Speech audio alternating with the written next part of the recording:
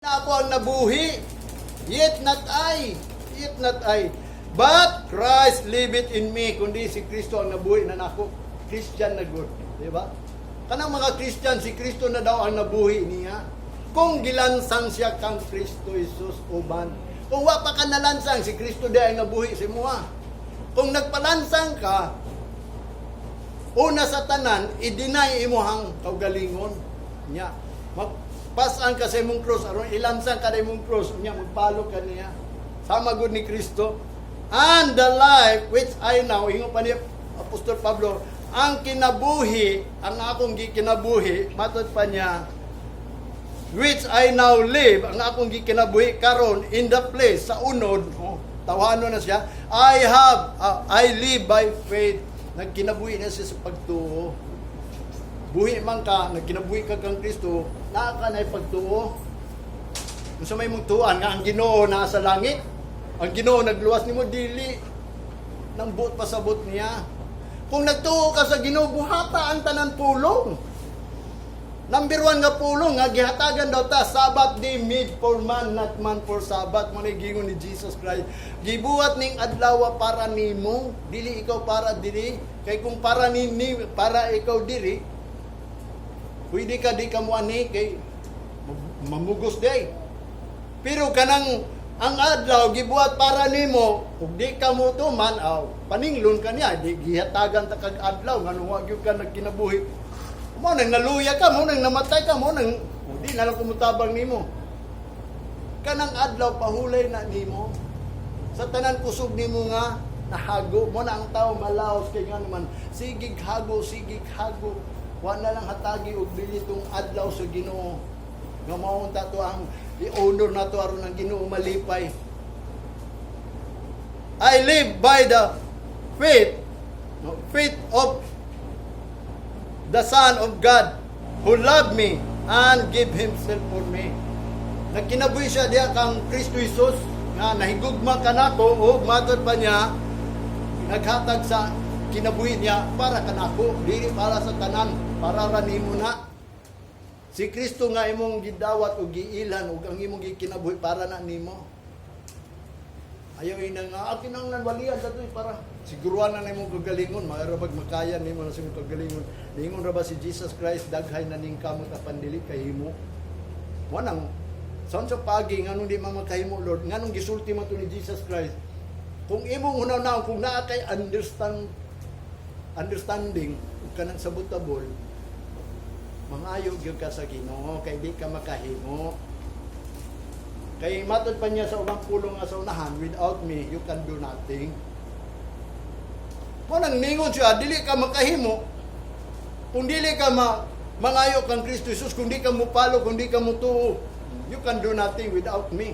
Ay pulong gingon niya diya sa John. Po bitaw na importante nga doon na kitay tunay nga pulong ba. Kung gibalik-balik ng bersikulo, comfort naman ako ni sa inyo ha. Kung muundang, kung paundangon ko sa Ginoo, asaman mo, mangita pa mo. Magawali ini sa tinuod lang. Glory to God. Di ko mahadlok, musulti ini sa mga pastor, kaya wak magiging sila nagsulti ini. Muna sa Lucas, chapter 17, verse 20, muna ha, ingon ni Jesus Christ. When He was demanded of the Pharisees, when the kingdom of God should come, He answered them and said, the kingdom of God cometh not with observation. Tanawa, kaklaro ini ha. Sa diya nga diin ang mga Pariseo daw nagdemand sa iya ha. Kano saman ang gingarian sa Dios uabot unsay tubag ni Jesus Christ. Kanang kingdom ba kay ang pagtuo sa Pariseo, kingdom na tong ila ang gihimo. Kingdom gusto ni David, gibuhat gusto ni Solomon, mo nang ang Pharisees ningon siya, kano sa maray na muabot ng kingdom? Kani di ay dili di ni kingdom. Unsay gitubag ni Jesus Christ? The kingdom of God cometh with not with observation. Kanang kingdom daw muabot na dili ingon obserbahan na nimo, observation ba kabang usa ng observation kaning gibuhat na to observation man ni. Kanang mga pagsimba kanang nagsimba nag-observe na sila about anang kingdom sa Ginoo. Tinuod na kingdom. Pero dili kamit kanang observation, dili lang yung kanang gibuhat ninyo na adlaw Domingo ni simba mo kay ngano man nag-observe gyud ka ana. Maugyod na ang ritual, maugyod na ang gitawag og mga custom. Maugyod na ang pagabuhaton nato, dunay gitawag og kanang Bible study, dunay gitawag unsa pa na diha. Naay communion, naay ana ba? Naay unsay tawag ganing testimony, naay altar call. Manibot pasabot dili na mao ang kingdom of God, dili na buhat-buhat lang. Unsa man din ang kingdom of God? Sa tinod lang ang kingdom is mystery. Kanang nganong mystery man? Kanang dili gani maistorya og tao, di masulti. Kanang si Jesus Christ, wa siya nasabtan sa mga pariseo mga eskriba kay giingnan man ang diretso. The kingdom of God is not observation. Dili nang yung pangalaga din diya mo na kingdom sa Ginoo.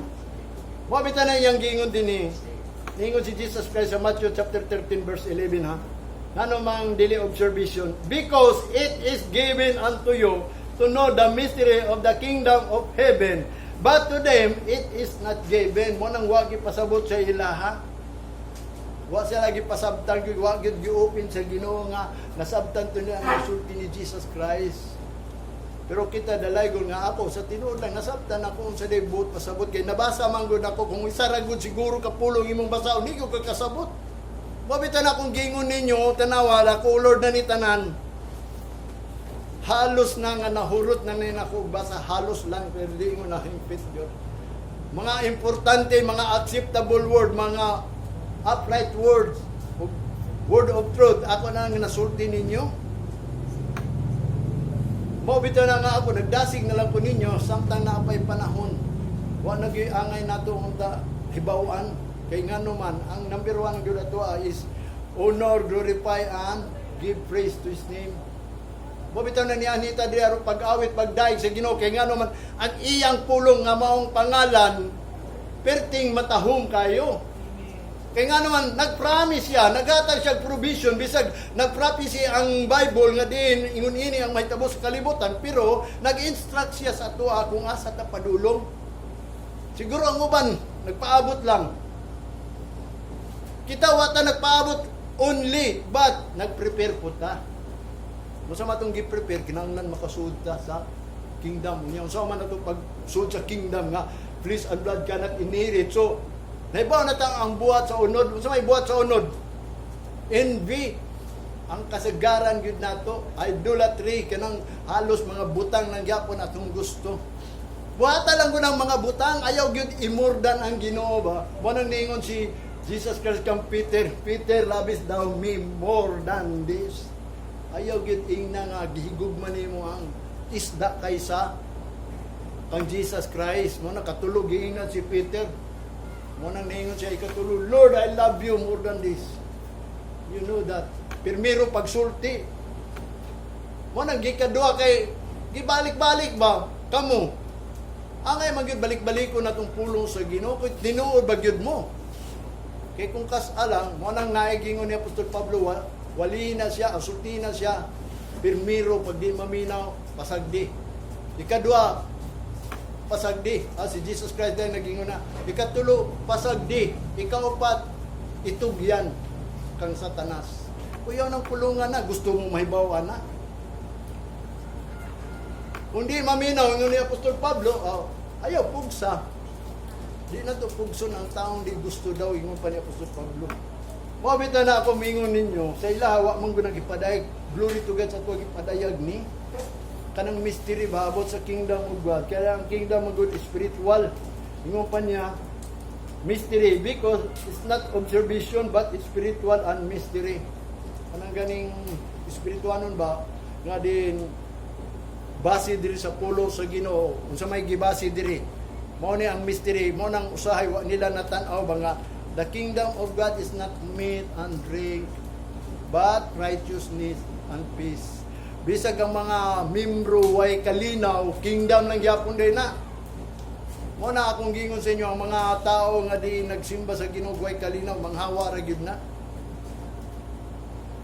Mo na hanton magpabilin jud kung kisay magpabilin diri mo to iya sa Ginoo kay himuon man gyud ning iya sa Ginoo ma one mind ta. Mahimot ang sanctified di man pwede ang naay masagol sa tuwa diri nigbalik sa Ginoo.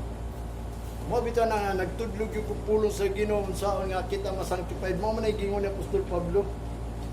Kabaw mo sa nang observation sa Bisaya na kanang pagpaniid ba, kanang pagbuhat ba, wato simbahan daw kuno ay aron ingnon nga nagsimba, asa mo kagikan nagsimba, di ba gwapo paminawon nga nagsimba ang tao, no? Ingon pa niya din sa diksyonarya, observe, to look at with attention, kanang look at lang attention ba nga, sila nagsimba bitaw sila, ato po ko dito. Matod pa niya to comply with a command custom. Ila lang gituman ang sugo ug ang customary law. O kanang customary o sa balaod, etc. Kanang nagtuman man gud ta sa balaod, mo bitaw nang gisulti nako sa inyo kanang nagtuman nagbalaod simba-simba under na sa curse. Dili na sa grasya, kanang grasya faith yun na. Man kung magsimba mo tungod kay naa mo'y pagtuo, di ba? Naba mo'y pagtuo, mao ba nang nisimba mo? Ni ani mo diri kay nagtuo mo sa Ginoo kay mao kani ang gihatag sa Ginoo sa tuwa. Dili na ingon nga diin ng pastor lang nagbuhat-buhat anang simbahan aron makasimba ang tao aron kay nakaila man gud na simbahan man gingon kung adto dito sa laing lugar adto pud simba nay mga tao nga kung asa gani makaabot adto pud sila simba. Sao nimo pag-honor sa Ginoo na nga kanang balay mo ning gingon kun naon na to ingon si Moses ingna sila buhatan kog balay aron makig-uban ko nila kung asa ka nagpuyo kinanglan na kay balay sa Ginoo dili ingon tanan balay tanan simbahan imuhang ang simbahon dunay gingon dito one altar lang kabaw mo sa nang one altar kung asa gani ka naka puyo ug asa ang altar nimo nga halaran nimo sa Ginoo didto ra ka kauban nimong Ginoo aron kung una-unaon lang nato dili sa tanang altar iya gyud sa Ginoo kay basig makatunong ka og altar nga mo nang giingon okay na sa iya bahalag di na tinuod nga altar wa day nakamut sa Ginoo bitaw hinungdan nga din kinahanglan mo tahod sa pagtahod ingon pa niya dinhi kanang observe to celebrate a ceremonially manang kanang observe nag-celebrate lang ta ba without faith kanang wala man gyud sugo sa Ginoo manang walay balaod jud sa Ginoo by grace nga atong tuoan makita ang grasya gyud nato is faith ng God di ba nangaluwa si Abraham si Noah sila Sarah tungod sa ilang pagtuo mo nang giingon sa Hebrews chapter 11 basahan na ng Hebrews 11 hugdan nagbasa si napagani taragsaon dito ba nga ang mga tao wala kasabot ba pinaagi sa pamakat ni Hagar ba to si Hagar naluwas kasabot mo anak mao gani gamiton sa mga pastor na okay lang mamakat kay si Hagar magud na makat naluwas siya. Ingon ini manggod ang pagpamakat ni Hagar. Matod pa niya sa diyan ani abot tong kwan. Dito si Hagar. Kinsa tong bayan nato nakalimot ko. Kay si Hagar kwan man din na ni Abraham. No? Kanang ikaduhang asawa ni Abraham si Hagar. Si Rahab. Si Rahab day. Kani si Rahab dili ni Hudiyo baka po jud ni pero ingon ang Biblia sa Hebrews chapter 11 ambot ko sa tong verse basta pinaagi daw sa pagpamakat ni Hagar naluwas siya kay giun sa man pagpamakat ni Hagar samtang ang mga maniniid ni adto sa ilahang balay unya manulundat ni adto dito sa balay ni Hagar, mo itong gisultihan siya Hagar dito nga gawas mo diri kay bunugo na niya datong lugar ato ambot Sodom ato Gomora nga naapil ba si Lot ato basta lugar ingon siya nga ang Ginoo guba ining sudara ni nya mato ningon si Agar nga si Rahab nadlok siya unya gipangita naman tong duha ka maniniid gitaguan ni Rahab nga matod pa niya taguan ta mo pero isaad sa ako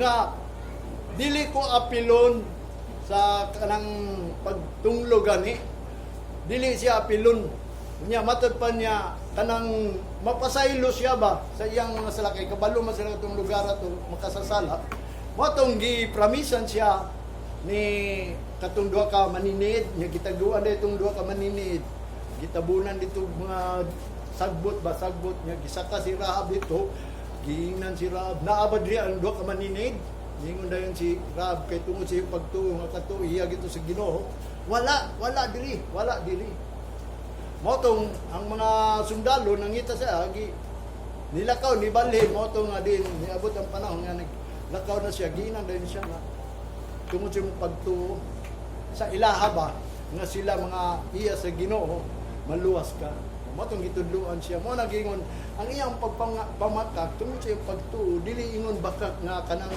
gitawag og kadautan gani mamakak gyud ka nga dunay pamakak nga diin plano sa Ginoo nga kanang ipamakak nimo nga aron lang maproteksyonan ang righteous ba kay kun nang mapamakak magbaka ka aron matabunan ang unrighteousness adili na maayo di ba mo na akong buot pasabot ninyo nga kung doon na may gisulti nga pulong sa Ginoo ayaw na ibakak kay kontra imong ibakak para na ron awhagon kanila o niya awagon kanila sa panahon sa Domingo kay manlakaw mo unya na makabaton kag panahon nga din makapamakak yung ka usay moingon ka nga imong idinay nga unta ang adlaw sa Ginoo dili unta na dapat kanang unsa na kanang dili gyud na biyaan nya moingon na o sige lang sa sunod na nako simba dito uban lang ko nimo mo nang giingon nga ang imong pagpamakat is sa daotan kay aron lang ka makauban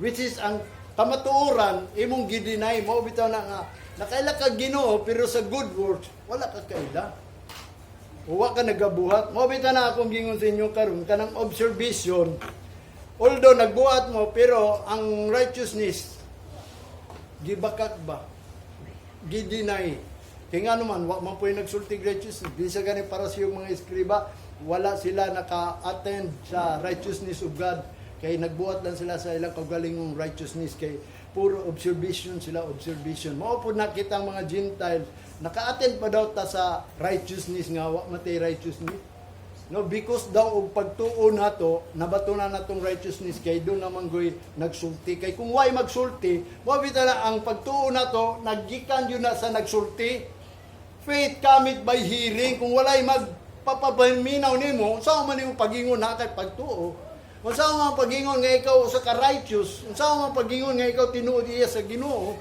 kung walay nagwali unya kanang magwawali dapat pinadala na siya mo na dili tanan mga magwawali iya sa Ginoo mao bitaw na nahimong corruption ning kalibutan nakurap kay gikurap daan pa sa Malakay nag-ingon kay ang covenant sa Ginoo gi kurap sa mga Levites kabang mo sa nang Levites kanang Levites is one of the tribes of Israel 12 na ka tribe nya kaning isa ka tribo sa kang Levi o mga gitawag Levites wa sila tagaig syudad wa sila tagaig lugar nga magpuyo sila dito nga naay kaliwat dito parago na natong mandaya dito mansaka dito bulanon dito sa ano ba mga tribo ba katong Levites wala to tagai sila og lugar kay nga naman para lang dito sila sa simbahan sa mga paghalad sa Ginoo mga ang gigamit sa mga Hudiyo mga Levites lagi ang angay magwali magsangyaw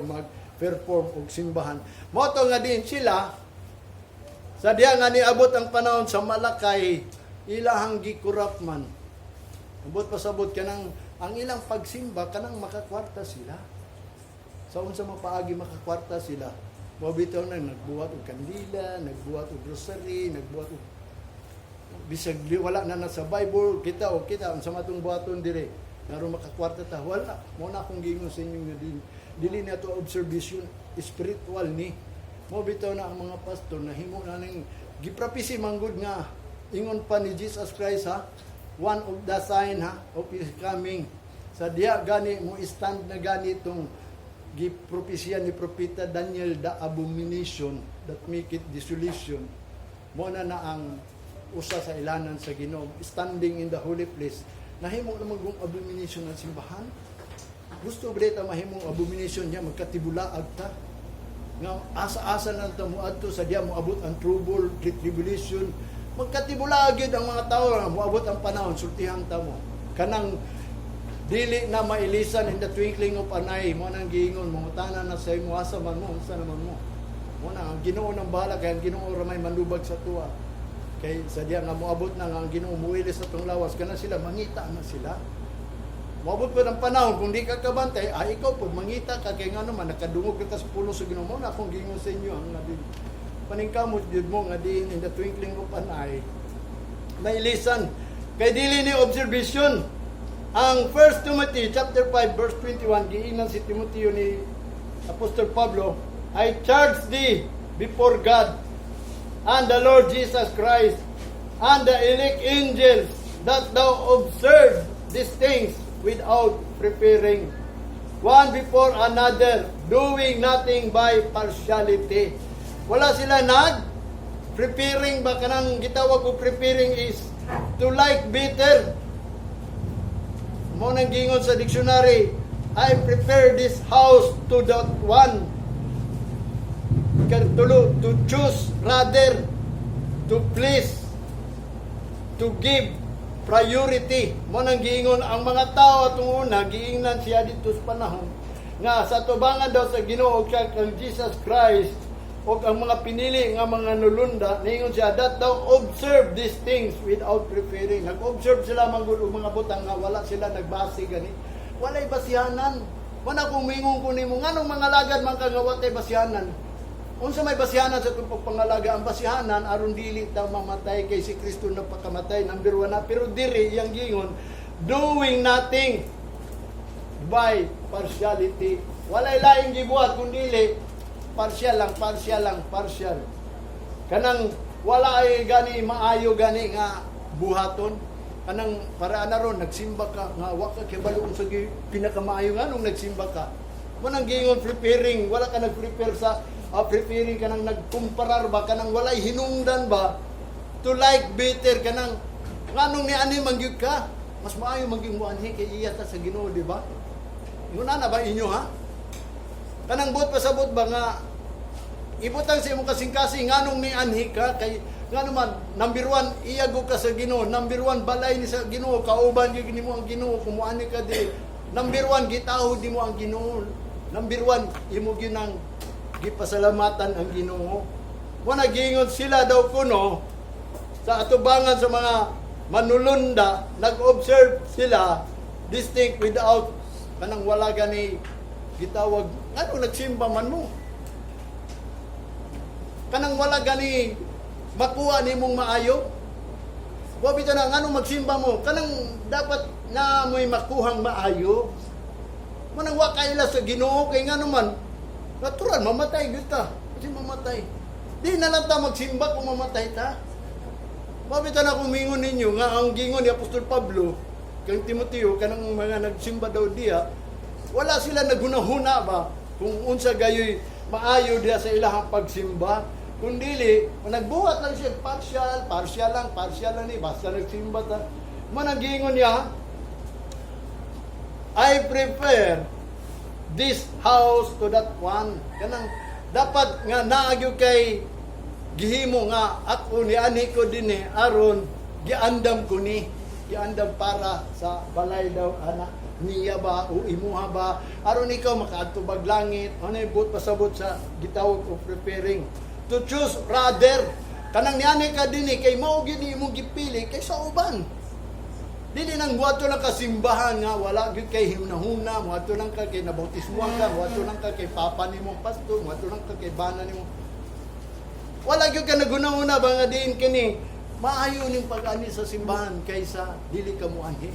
Muna na ba inyong pagbati? To please para mapahaluna ka ba, makaana ka sa lugar, to give priority, mahatagan nimo priority ang imong kalag. Dili lawas, abi nimo si Apostol Pablo, si Salmista David ray nag-ingon nga gitagaan niya priority yang kalag. Ang uban wala gyud mo naghatag priority siguro, ambot ang inyong pag-anhi unsa may inyong giingon sa inyo ang kalag. Ningon mo, kalag ko, daiga ang Ginoo dito simbahan karong adlaw, nakaingon ba mo ana? Sa tinuod lang, wala mo naguna-una ang unsay pinakamaayo gyud ba nganong naa mo dinhi. Sabi nimo ang pinakamaayo naa diri dilita mamatay, mutuo ba mo ana? Wag gyud mutuo na ba? Mo bitaw nang ningon si Jesus Christ, if ye shall know the truth shall set you free. Kung di ka kabalo sa kamaturan, sa ilan na daan na wala ng kamaturan, kinsa kita, kinsa may nagsulti, nangamatay naman tong iisog nga musulti kamaturan. Last naman to si Apostol Pablo, nawa naman si Apostol Pablo, kinsa may gigamit sa Ginoo nga nisulat sa Bible, nga nagsulti sa ato diri, wala. Si Apostol Pablo lang, mo ay nagsanctify sa ato mga Gentiles. Mo bitan ako mingon ninyo, kanya itong pagsimba ni, dako kayo ni kapuslanan. Mauna ni atong life, makalahot tayo ni, labi na kung maabot ng Great Revelation. Muna ang Israel, nagpartial sila.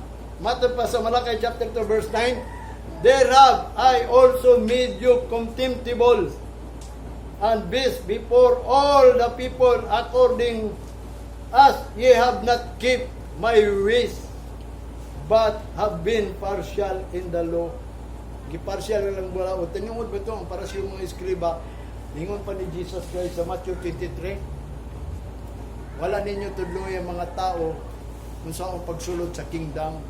Ang inyong gitudlo, labaw pa ang tithes and offering, tanan mga amutan, mga solicitation kaysa gihatag dito sa simbahan. Ang ilang gisulti, mas labaw pa ang mga hatag kaysa gihatagan.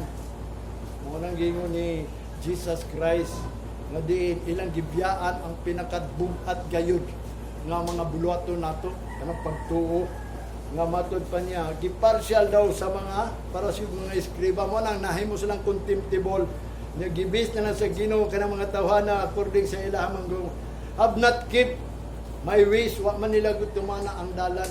Mo na dito sa ingon ni Jesus Christ sa Matthew chapter 23 nga matod pa niya gidubli nila ang mga tao nga angayan yun sa impierno.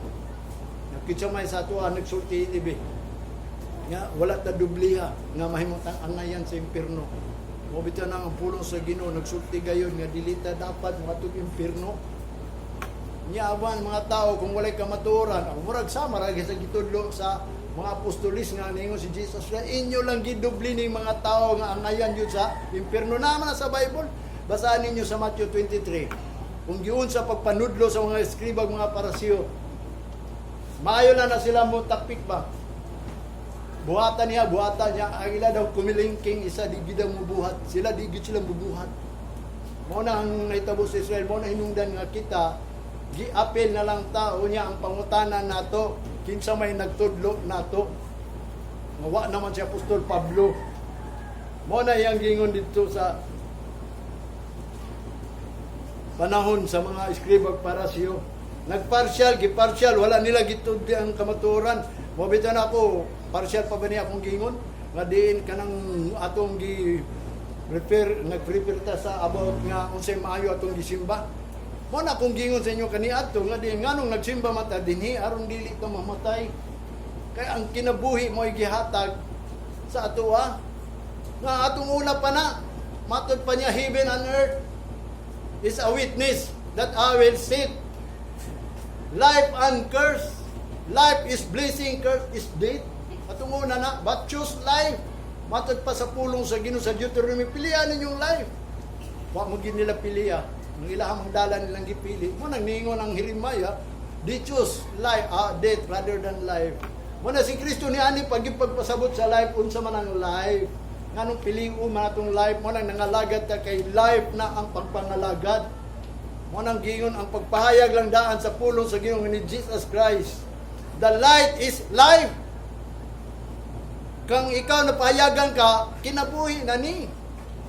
Munang gingon, makalahutay ka sa hangtod sa end of the world, basta, matod pa nga, makabaton ka og life.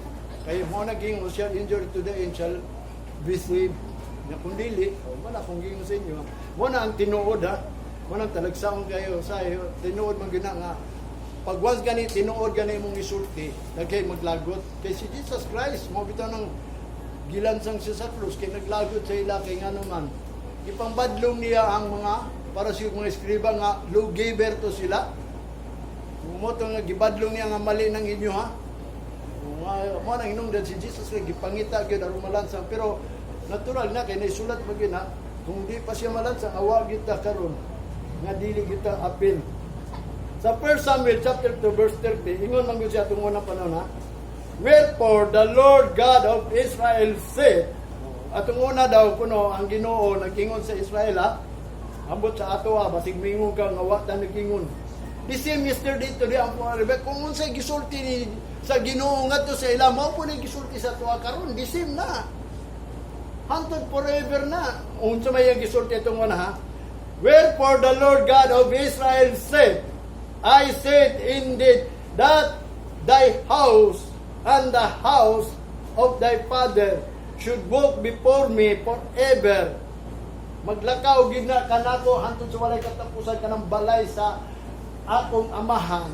Kaniadto pa mo na iyang giingon hantod sa hantod mo, ako amo kauban tamo maglakaw. Pero gingon niya sa unahan, but now the Lord said, be it far me. Malayo na, dili na mao. For them that honor me, I will honor, and they that despise me shall be lightly esteemed. Sila giingnan, matumo nga kauban ko ninyo, ako tamong tao. Mao na inyong pagtuog kamo mga people nako. Ubanan tagyud mo bisan asa. Atong una, ingo akong giingnan akong inyong mga amahan atong una. Giingnan ako pero karon dili na karon. Dili na pwede. Kung kinsa katong mo honor nako, maura to'y honoro nako. Kung kinsa katong despise nako, nagpasipala nako, ilhon ako siya gamay lang, lightly. Mo na ang Ginoo bisag di ka maninuod. Mutubag man lang gyapon ang Ginoo. Kay napo may pamanahon. Mayon ka gitubag manigi ko sa Ginoo, lightly esteem. Giila gyapon ka gamay sa Ginoo.